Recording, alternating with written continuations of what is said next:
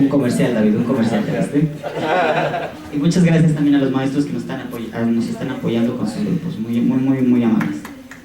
También un aplauso, por favor.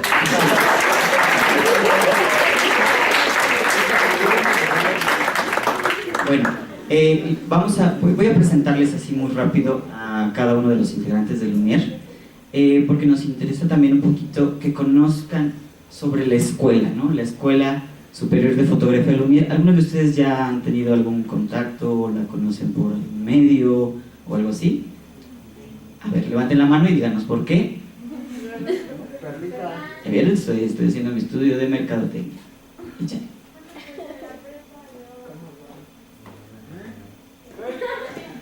Ajá, ok.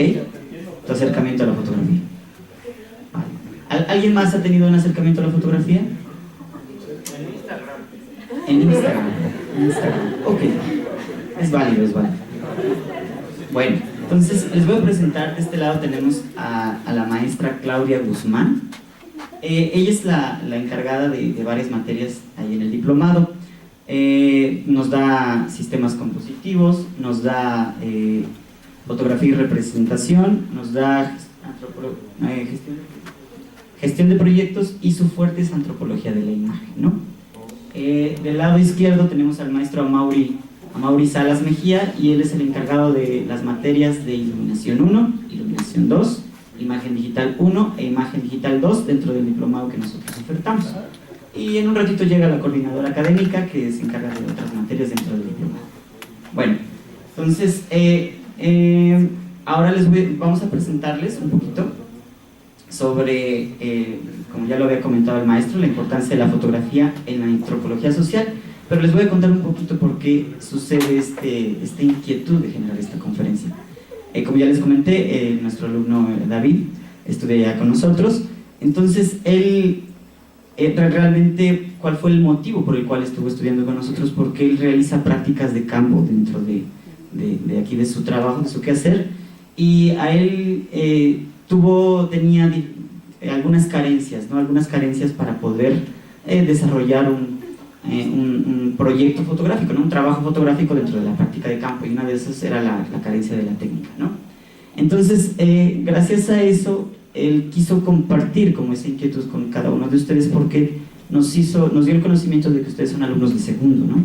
Donde se están adentrando a este mundo de las prácticas de campo que realizan dentro de su carrera. Bueno, entonces en este momento le voy a ceder la palabra a la maestra Claudia, que va a desarrollar el tema, pero no nada más nos vamos a quedar en desarrollar el tema, sino también queremos materializar lo que vamos a exponer por medio de un proyecto, para que ustedes al final puedan observar o puedan tener como un acercamiento para lo que en algún momento puedan realizar.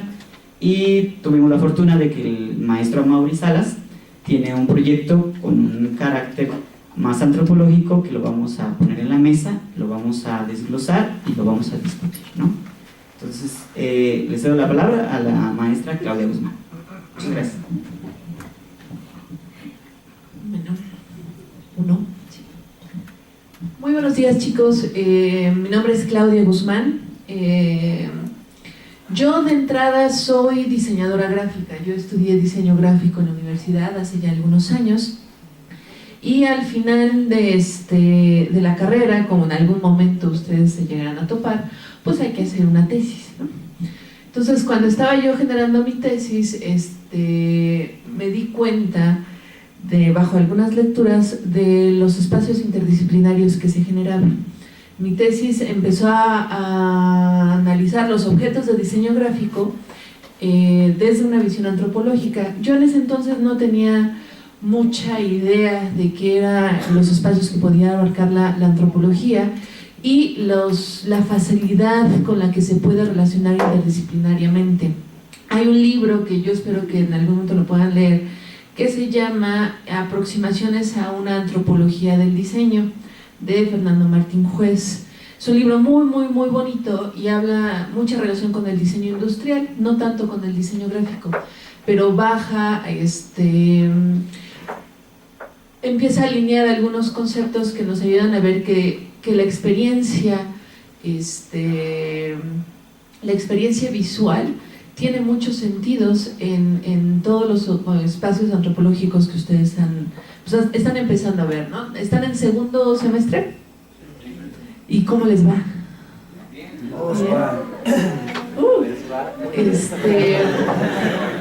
Los oí muy convencidos, ¿verdad? No sé cuál sea como las aproximaciones que tengan ahorita. Yo sé que se va complejizando cada vez que van pasando, pero no sé si alguna vez o ahorita podrían concebir que un diseñador gráfico pudiera pensar en antropología, o un médico. Dicen, sí, un médico, sí. O un abogado, por ejemplo.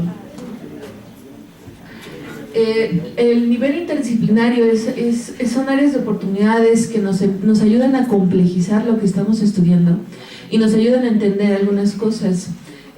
Las imágenes, como los producimos los diseñadores, que es más conocido como un corte desde un corte comercial, resulta que no lo es tanto, ¿no? Incluso para poder diseñar y poder cobrar por ello, hay que entender la imagen. Ajá. Y la antropología busca mucho el entendimiento de lo que estamos, de lo que vivimos y de lo que tiene sentido a nuestro alrededor.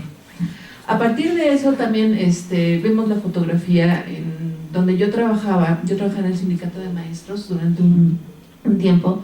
Me tocaba hacer levantamiento fotográfico, mucho foto de evento, ¿no? Muy institucional. Y pues ahí empecé yo a integrarme. Después trabajé en una asociación civil que también me tocaba hacer los levantamientos de los eventos y de los trabajos sociales que hacíamos. Y ahí empezamos a ver que la imagen tenía un uso más allá de un registro, porque lo que me mandaban a hacer era registro, pero lo que terminábamos leyendo era muchísimo más complejo y rico. Y es donde empezó a generar mi interés por estudiar un poquito más. Terminé estudiando la maestría en promoción y desarrollo cultural, y a partir de los conceptos de la cultura me di cuenta que todas las acciones y todas las manifestaciones del hombre están interconectadas y podemos leerlas de distinta forma. Entonces la fotografía resulta ser el producto de la cultura, y con ello podemos leer cosas que les quiero presentar hoy en día, ¿no? Entonces hablamos de los usos sociales de la fotografía. Primero quisiera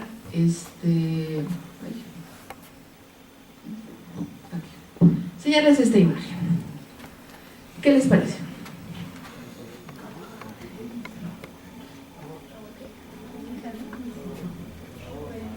Agua bendita. Estaba yo paseando por Puebla, en una de sus tantas iglesias. Pues vamos entrando y me encuentro con esta chulada, ¿no? De verdad me emocionó mucho verla. ¿Qué les puede decir esta imagen?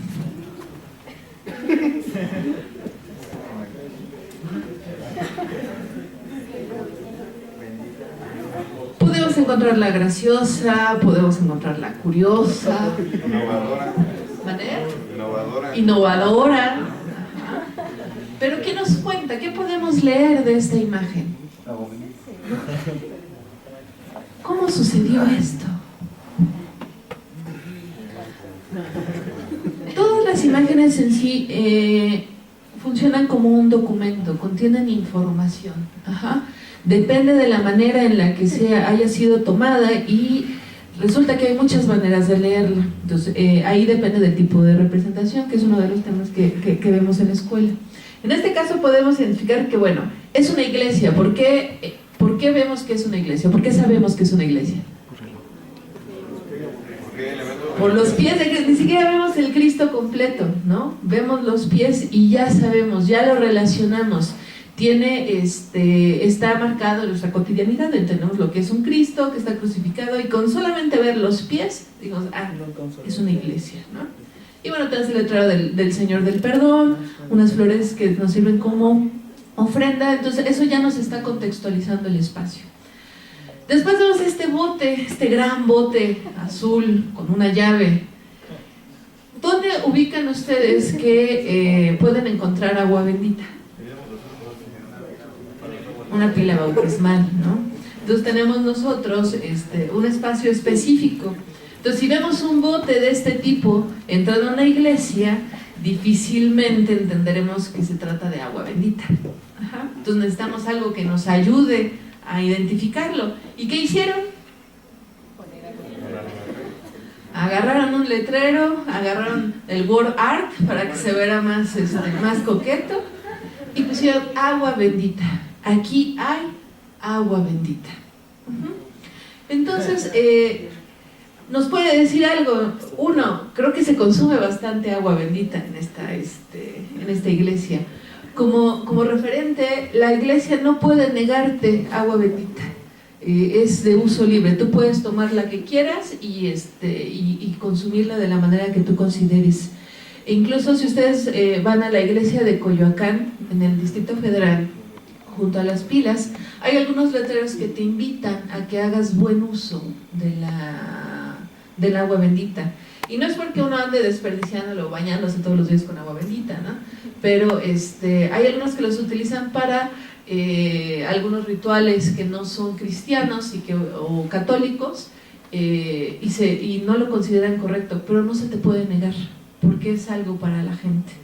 Entonces aquí hay otra foto que tengo aquí, que es de una señora llevando su botella de Bonafont y llenando su litro de agua bendita.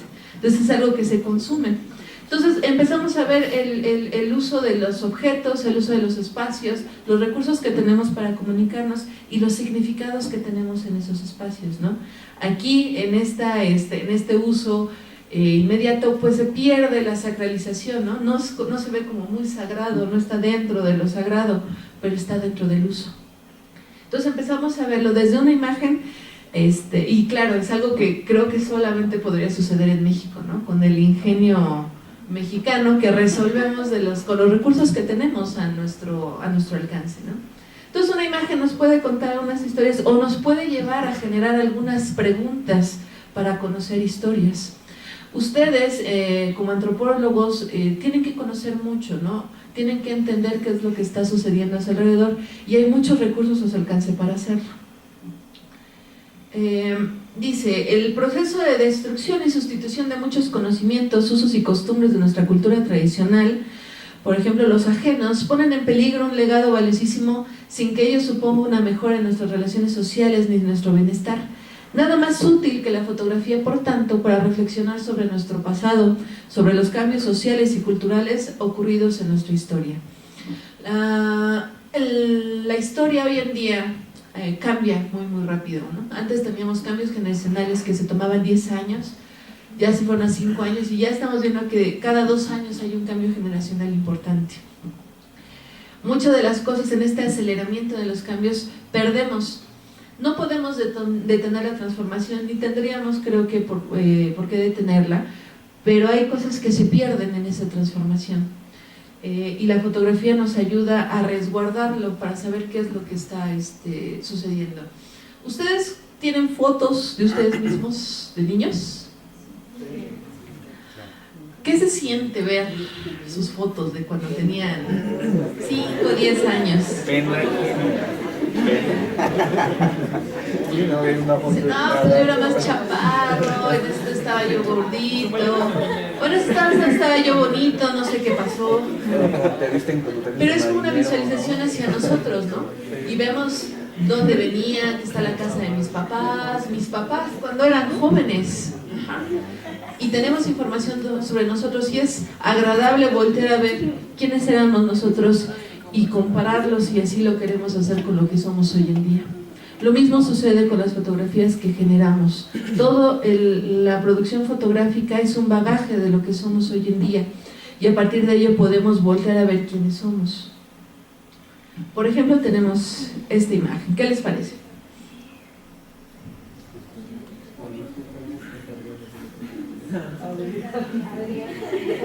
Ay, salieron hombres.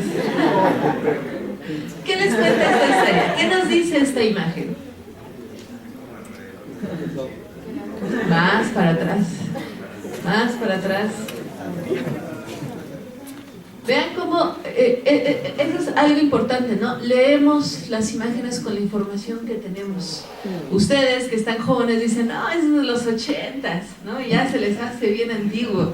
Dice, pero no, es todavía más, ¿no? De entrada tenemos fotografía blanco y negro, y no porque haya sido una elección nostálgica o quisiéramos hacerlo vintage, ¿no? Lo que hoy queremos. No, era lo que había, no existía la fotografía de color.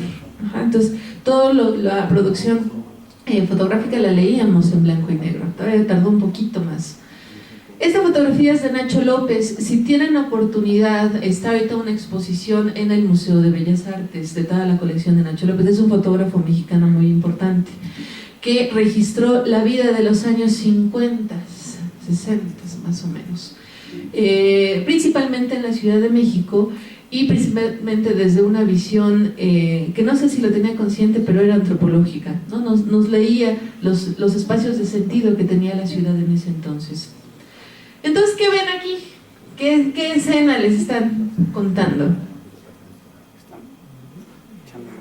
Me gustaron los zapatos verdes. Los zapatos, ¿qué más? Enseñando el tobillo. Uh-huh. ¿Y qué sucede alrededor de esta dama que enseña el tobillo? Llama la atención. Ese es el video, ¿no? Hay una admiración. ¿Creen poder encontrar esta escena hoy en día? Sí.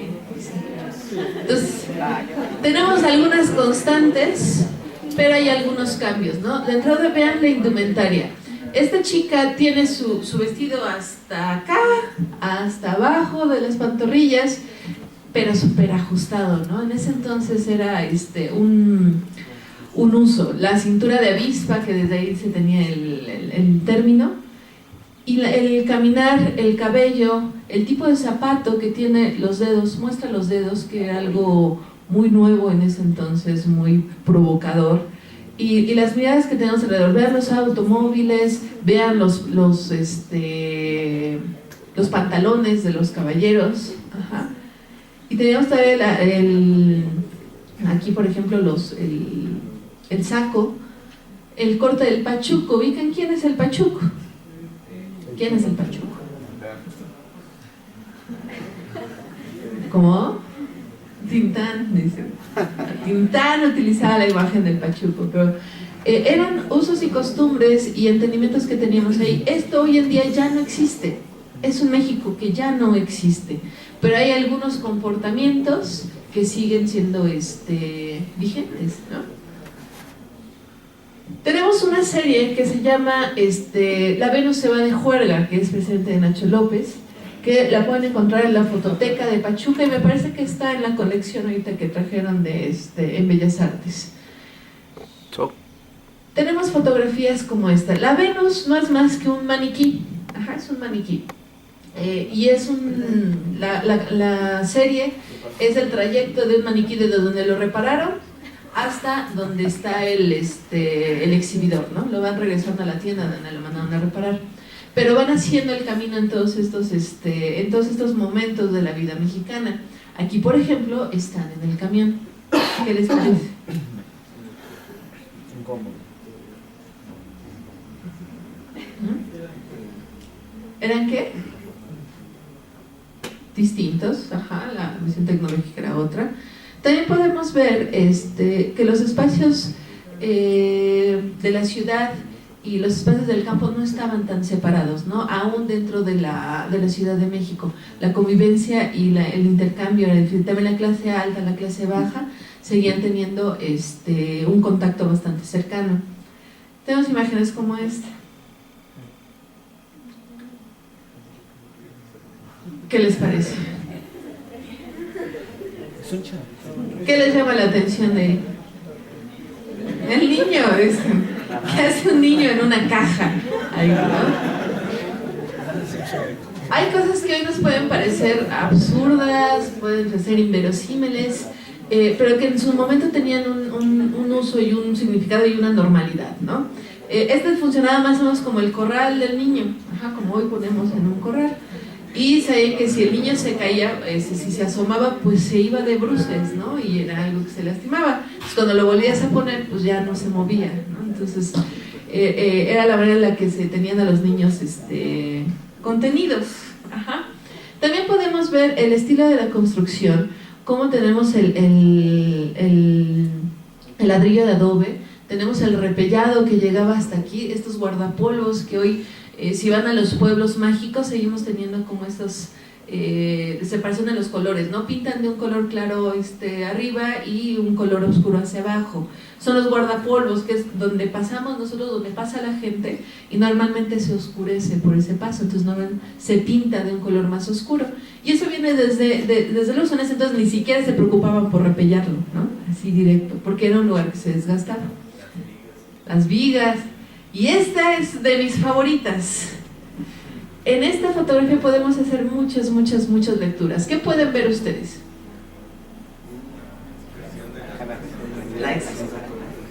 Un choque. Ajá. ¿Qué más? ¿Qué es jueves? No, no es jueves. Había un evento el jueves, ¿no? Pero no. Vamos a empezar por el joven, ¿no? Se está comiendo un taco. Ajá. Un taco en la calle. ¿Ya vieron cómo está agarrando el taco? Aquí. Por acá. ¿Se alcanzan a ver? ¿Cómo agarran un taco ustedes? Así. Dicen que el que sabe comer tacos sabe utilizar el meñique. Se toma la tortilla y el meñique se levanta al final del taco para que cuando tú lo muerdas no se salga del otro lado. Ajá. Y es un uso mexicano. Ajá. Quien sabe comer tacos sabe utilizar el meñique y no se embarra del taco. Ya lo empezamos a ver aquí. Vemos el maniquí. ¿Qué ven en el maniquí? ¿A quién se parece el maniquí? María Félix, exactamente, ¿no? Pero bueno, por eso es Marilyn Monroe por ahí. También empezamos a ver que los maniquíes siempre han funcionado como aspiracionales.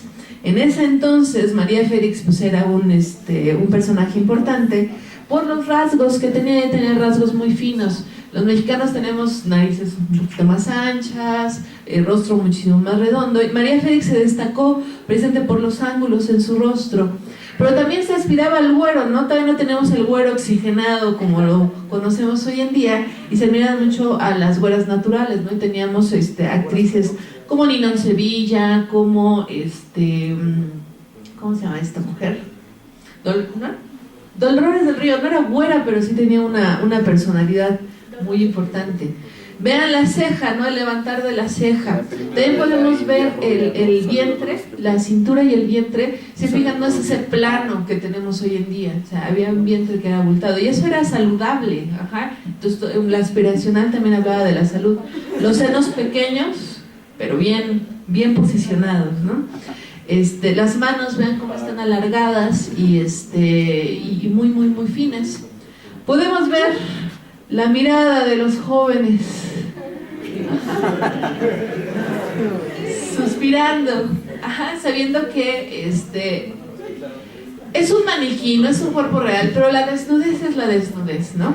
Es a fin de cuentas un espectáculo que no era muy común en ese entonces, ¿no? Hoy yo a un desnudo creo que no nos sorprende tanto. Chequemos también la época. Y si te vas a Instagram, pues no te lo dejan tanto, ¿no? Y vemos a la señora. ¿Qué les parece la señora? ¿De dónde viene la señora? De la iglesia. ¿Por qué sabemos que viene de la iglesia? El velo. ¿Cuántas mujeres usan velo hoy en día para ir a la iglesia? Las personas más adultas, ¿no? Pero lo leemos, o sea, no está en nuestra época, hoy en día no está el uso, pero está en nuestro imaginario colectivo y lo entendemos. Ajá. Y esta imagen ya tiene muchísimos años. Vemos también a la señora que está en los comales viendo, es la que está sirviendo los tacos. Vemos también los carteles, vemos el espacio. Entonces hay muchas cosas que suceden aquí que nos empiezan a decir, nos empiezan a dar información. Y no viene nada más de un mero registro, ¿no? Nacho López fue muy cuidadoso en ver cómo estaba registrando desde la técnica, desde la composición, pero principalmente desde el contenido. Y es un México que hoy en día no existe, pero que conocemos. Y hay lugares que necesitan como este registro. Pasaba, el Cata se dio todo un recorrido, ¿no? La serie tiene varias fotografías. ¿Qué podemos ver aquí?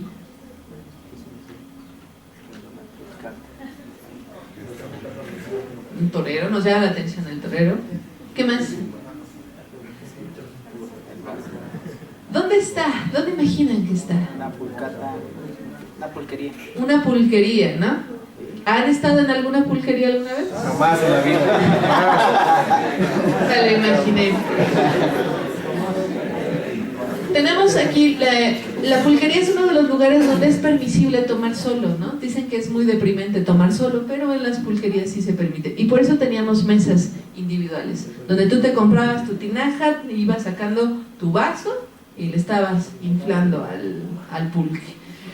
Esta parte de atrás, ¿qué es? Algunos decían es cocina, ¿no? Vemos azulejo y decimos es cocina. Es un baño. Sí. Te levantabas, hacías lo propio, te sentabas y seguías en tu asunto, ¿no? Por eso en muchas pulquerías no se le permitía el paso a las mujeres, era como un espacio muy, muy, muy masculino. Ajá, y por eso los baños estaban diseñados así. Imagínense si una mujer hubiera querido ir al baño ahí. Ni siquiera se hubiera concebido, ¿no? Ok, dice, historiadores científicamente constituidos, autorizados por la sociedad para ejercer su arte bajo una etiqueta oficial, e instituciones públicas de enseñanza e investigación. Los peticionarios pueden ser el Estado mismo, las instituciones, las colectividades locales, asociaciones, hasta individuos decididos, atormentados por una cuestión histórica, ella misma tormentosa, o a los que quieren ilustrar útilmente para conocer el pasado, divisando juntamente mejor el porvenir. Todos ellos quieren comprender el efecto que ha tenido el tiempo sobre la cuestión que les preocupa. Ajá. Ustedes generan levantamientos fotográficos, van a trabajos de campo y la fotografía se vuelve una herramienta. No saben quién los van a pedir, ¿no? Pueden trabajar para instituciones gubernamentales, pueden trabajar para instituciones civiles, pueden trabajar para ustedes mismos. Ajá. Pero la fotografía nos da información y es un registro que nos ayuda a entender qué es lo que está sucediendo en nuestro entorno. Ahora, ya ustedes lo verán de otra forma, ya verán las herramientas teóricas para poderlos entender, pero uno de los principales, y creo que tal vez desde ahorita ya lo están entendiendo, es la cultura. ¿Qué es la cultura, chicos? Sus maestros que ya empiezan a decir, ¿qué es cultura, chicos?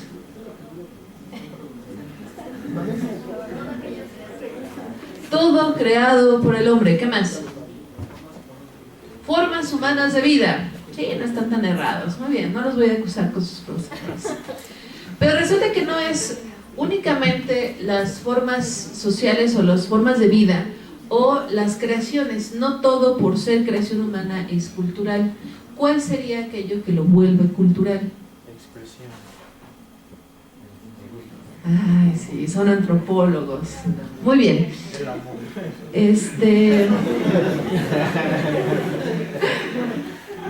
Tenemos que entender, hablamos de usos sociales, entonces tenemos que entender a la sociedad, ¿no? La sociedad, según algunos autores, es la suma de las interacciones humanas. Siempre estamos en contacto, en constante interacción, tenemos intercambios dialógicos, y todo aquello que sucede tiene ciertos patrones significados. ¿Qué podemos ver ahí? Estas personas, ¿quiénes son? Diversidad. ¿Qué más? ¿Quién es ella? Ecologista. ¿Él? Hippie. ¿Ella? Bien. ¿Ella qué? La hembra. Emo, también. ¿Y este? Capitalista, sucio burgués. ¿Ven? ¿Por qué decimos eso, no? De entrada, ¿por qué entendemos que es hombre y mujer? Los símbolos, ajá, los íconos. Y también el color, las formas que vemos. Por ahí me gustó como dijeron, no, este no es hippie, no, a este le gustan los Mercedes-Benz, ¿no? Leemos con lo que entendemos. Si en vez de mujer hubiera sido hombre, ¿qué sería?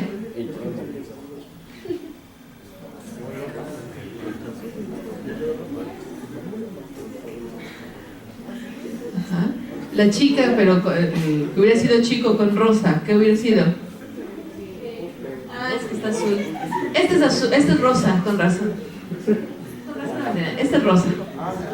Con razón dijeron hembra, precisamente, ¿no? No teníamos el símbolo con que leerlo. El color se vuelve como símbolo. Siempre leemos los símbolos. La cultura es el espacio simbólico de la sociedad.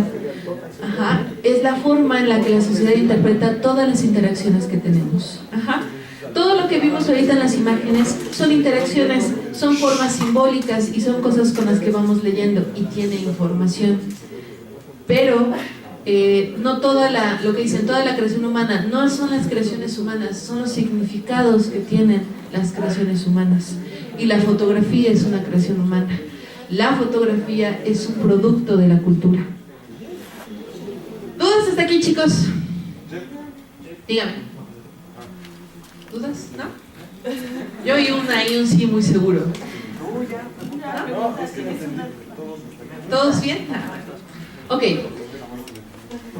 A partir de esta introducción, le voy a pasar la palabra al profesor Amaury, que él hizo precisamente una serie fotográfica que, así como lo hizo Nacho López en su momento, retrata un espacio específico, y la lectura que tenemos de estas imágenes viene desde la aportación del profesor Amaury, que les platicará desde dónde construyó él su proyecto, pero también van a ustedes a tener lecturas que tienen que ver con su propio bagaje, con su propio contenido. Ahí es donde está el meollo o lo que les queremos compartir con esta plática, ¿no? ¿Cuáles son los intereses o cuáles son las formas en las que ustedes pueden utilizar la fotografía como una herramienta que apoya los estudios antropológicos, donde no se puede leer únicamente desde la producción fotográfica ni desde la teoría que ustedes están manejando, sino de las relaciones que hay entre ellos y el contexto? Entonces le voy a pasar la palabra al profesor Amaury y les vamos a...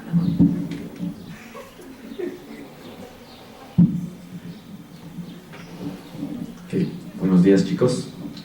Repito mi nombre, Amaury Salas Mejía. Yo soy licenciado en cinematografía, soy cineasta. Este proyecto que les vamos a enseñar tiene un carácter antropológico importante, a pesar de que no se concibió desde el principio así, porque de cierto modo la antropología está presente todo el tiempo a la hora de viajar, sobre todo, y este proyecto se trata de un viaje, ¿okay? Este proyecto se trata de un viaje al que yo tuve oportunidad de ir, que es a la isla de Cuba, ¿okay? Yo pude ir por el Festival Internacional Latinoamericano de Cinematografía en La Habana, pero antes de ese festival yo me hospedé, yo me alojé en San Antonio de los Baños, ¿okay? 4 días sin poder salir de ahí, en la Escuela Internacional de Cine de San Antonio de los Baños, que inauguró el Che Guevara, Fidel Castro y Gabriel García Márquez, ¿okay?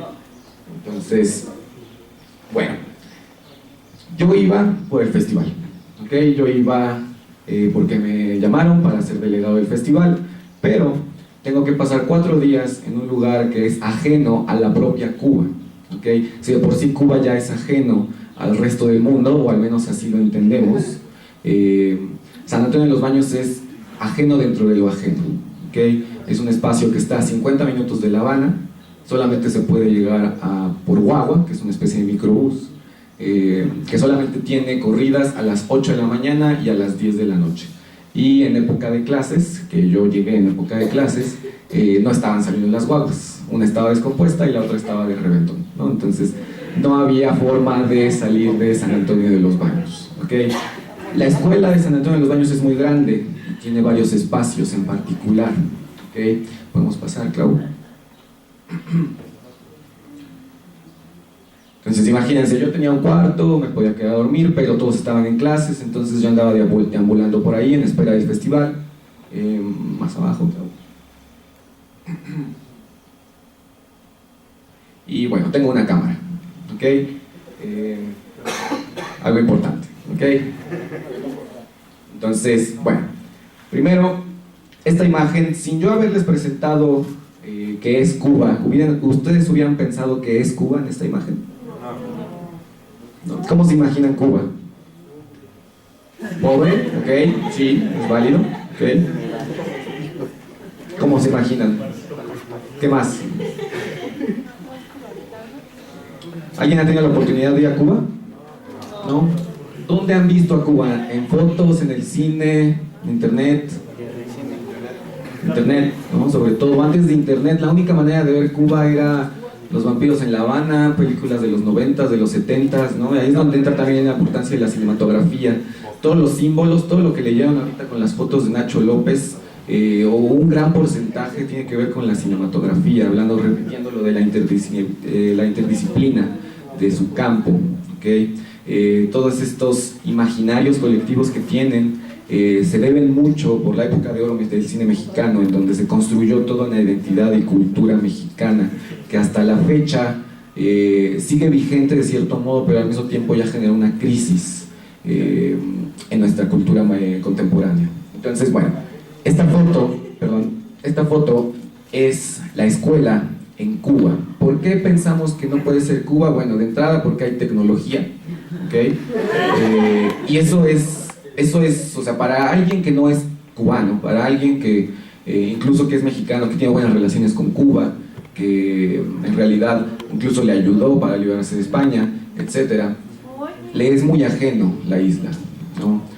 Casi siempre imaginamos estas postales del malecón, los niños jugando cerca del mar, estos edificios coloniales, los clavados de esos niños, ¿no? Edificios un poco, el son cubano, ¿no? Entonces, el ron, exactamente, los habanos, ¿no? Entonces, un poco la trova, exactamente, milanesa, etcétera.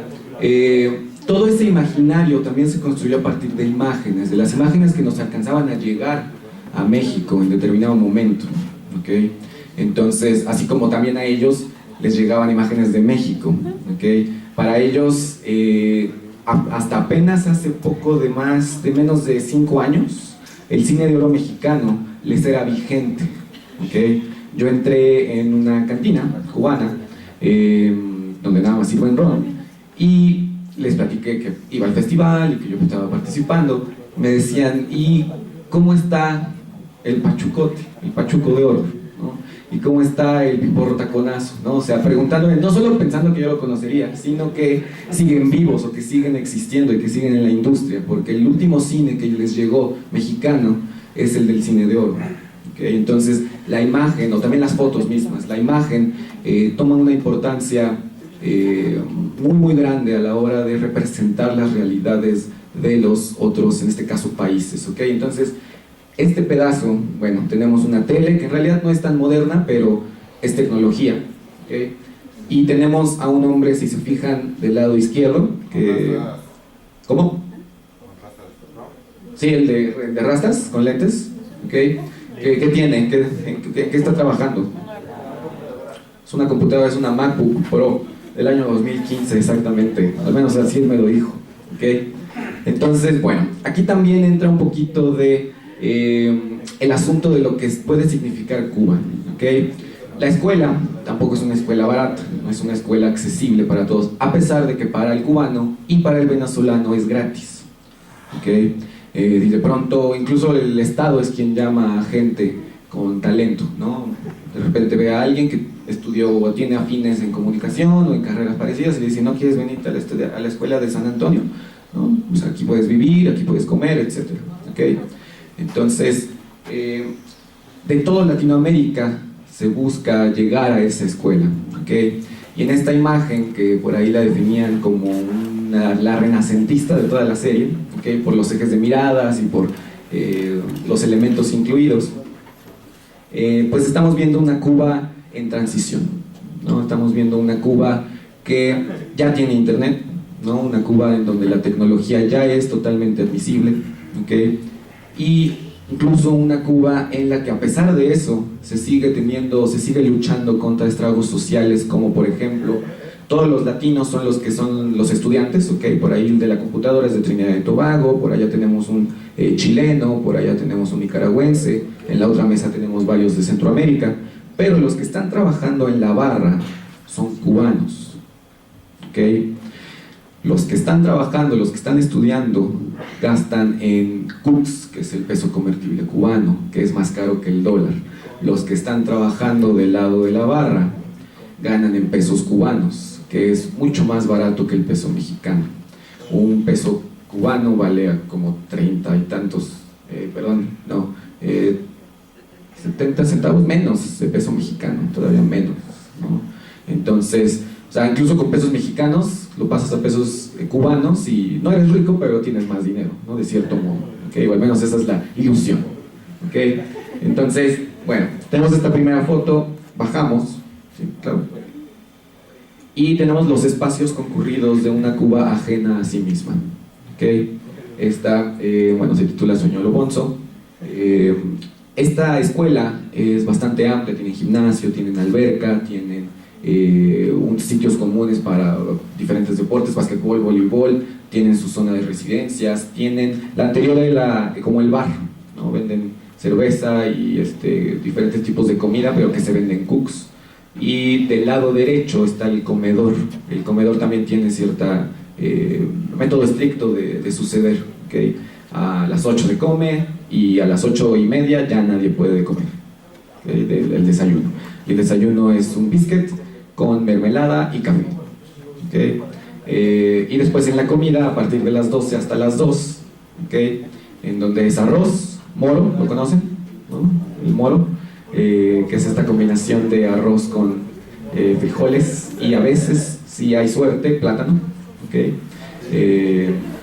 Arroz, le dicen mestizo al arroz que conocemos como el amarillo, ¿no? Y arroz blanco, arroz cocido, arroz al vapor, ¿okay? Yuca, que es muy parecido al camote, exactamente, pero sin tanto sabor, ¿okay? Entonces es un estilo de vida, les cuento esto, porque es un estilo de vida específico dentro de la Cuba que normalmente conoceríamos, ¿no? Entonces este proyecto fotográfico, ¿le puedes bajar, Clau? Parte de dos ejes de carácter antropológico. Más abajo, Clau. De la Cuba que todos conocemos, que sería esta foto, ¿okay? Que es el malecón, un atardecer, un hombre con su niño caminando, ¿okay? Es una postal, ¿okay? Es la que nos venden todo el tiempo como postales y es la Cuba inmediata que conocemos y que todos reconocemos a la hora de que nos hablan de la isla, ¿okay? Pero cuando tú vas, no solamente te enteras de las cosas que también son mitos, ¿no? De por ahí la pobreza, ¿no? Es una pobreza entre comillas, ¿okay? Porque la riqueza cultural es vasta, pero la pobreza económica está truncada de cierto modo, ¿okay? Y el segundo eje es el que les enseñaba arriba. Bueno, este sigue siendo parte del primer eje, ¿okay? Todos nos hemos imaginado, o todos tenemos en la mente una imagen como esta cuando hablamos de Cuba, ¿no? Gente asomándose por su balcón, ¿okay? Los cubanos le dan mucho uso a sus balcones, ¿okay? ¿Cómo?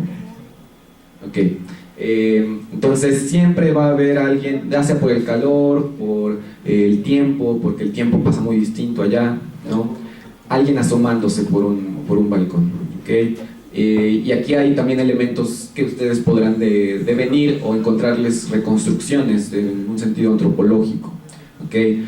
Porque, bueno, estas son las fotos de postales, pero lo demás es la foto de un resultado de un estudio y de un carácter de estudio de campo, ¿okay?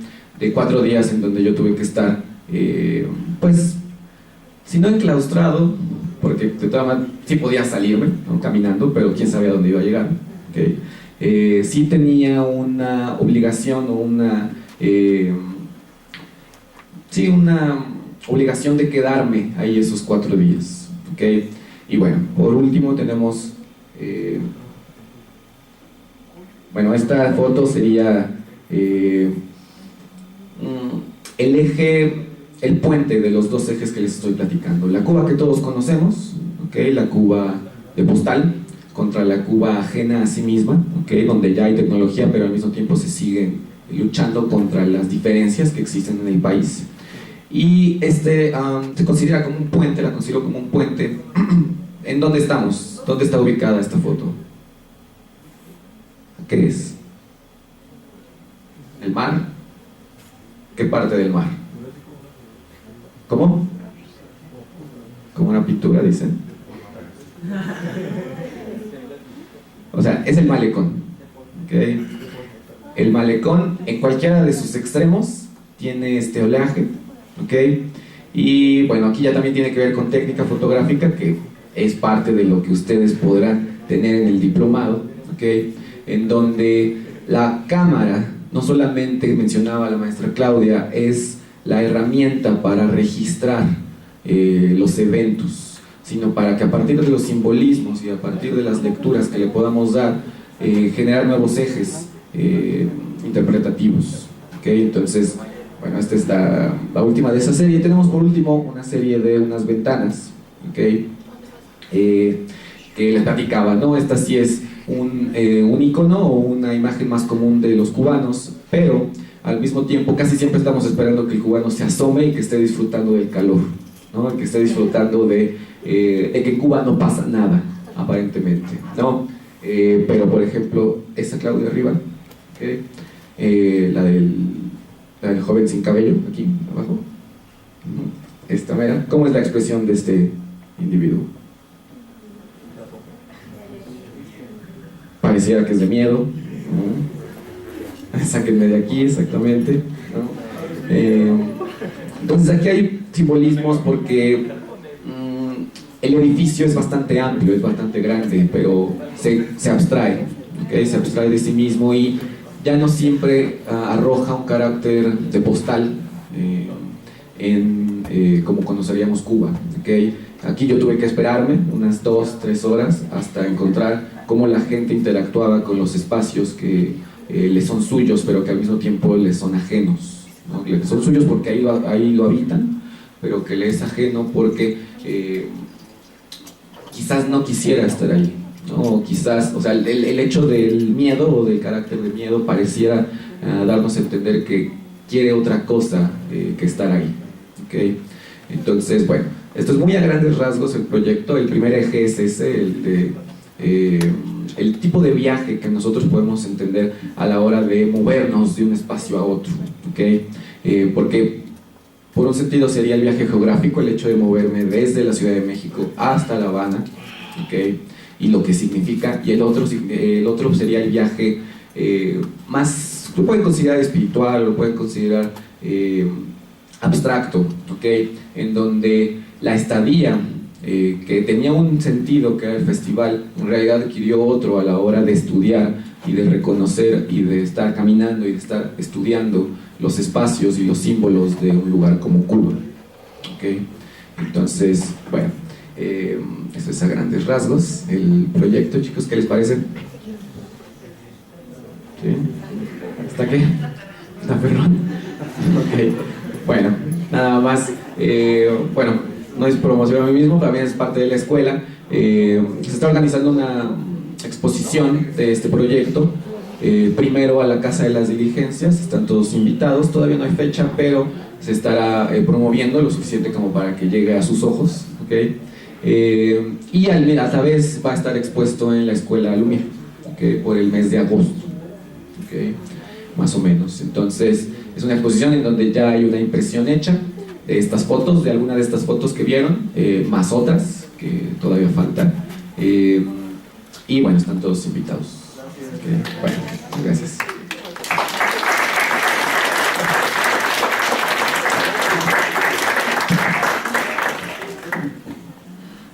Pues para ir cerrando, chicos, mucho de lo que le queremos compartir aquí tiene que ver con pues cómo se usa la fotografía, ¿no?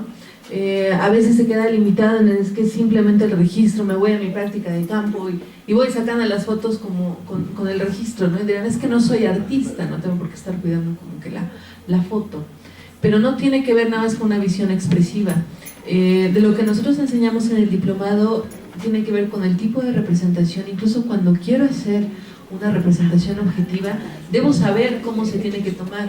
Si quiero hacer una representación interpretativa, tiene otros caracteres que hay que considerar, que vienen desglosados desde la técnica fotográfica, de simplemente cómo salir a foco, o cómo hacer un barrido, o cómo hacer un congelado, hasta el lenguaje visual que vemos del color, la forma, los ritmos, que se vuelven simbólicos. Los símbolos no se construyen solos, pues, o no son etéreos, tienen una manifestación física en color, en forma, en iluminación, en todas estas características del lenguaje visual. Entonces hay que saber escribir con ello, así como cuando hacemos un texto que podemos diferenciar una tarea académica de un ensayo o de una visión literaria o poética. La imagen se construye de la misma manera, ¿no? Y tiene los recursos. Entonces, si ustedes quieren utilizar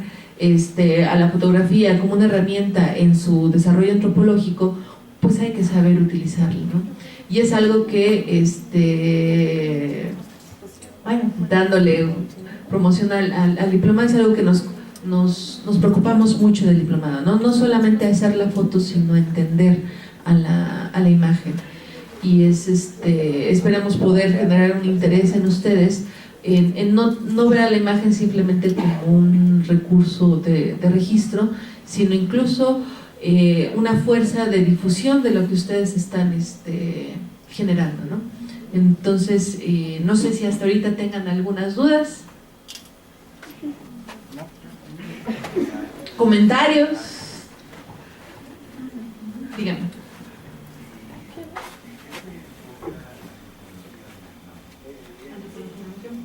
En antropología de la imagen es continuación de una asignatura antes que se llama fotografía y representación.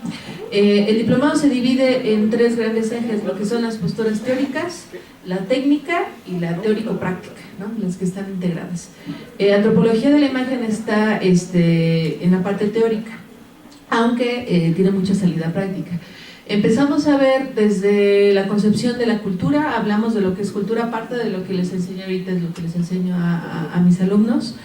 Se ve las otras manifestaciones, por ejemplo, en mitología, en ritualidad, arquetipos, o sea, cómo concebimos a la imagen desde estos espacios, cómo lo leemos, los simbolismos que están ahí, los sistemas de creencias y cómo lo vemos manifiestos en cada una de las imágenes. Y a partir de ello empezamos a leer los géneros fotográficos, empezamos a generar retrato, vemos fotografía de arquitectura,